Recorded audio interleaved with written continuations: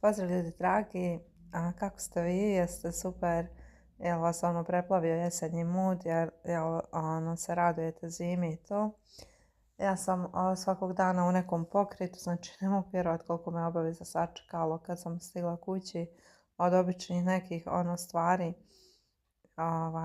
za riješiti do toga da se pokvarila česma, pa onda trči gore traži dole dio, pa onda tipa pravi zimnicu, mislim, sve ništa specijalno, ali svaki dan sam zaista baš zauzeta onako da to obavljam, tako da evo sad sam baš sjela, danas sam rekla sebi idem da odmorim jer sam se nekako i probudila umorna i sa bolovima u leđima od silnih pravljenja zimnica. Evo to sam skoro pa privela kraju, tako da sam ok.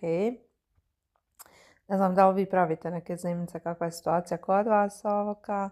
Kod mene je za sada ovako, a na ovom videu uporno gledate Roma Tiburtina, željezničku stanicu u Rimu.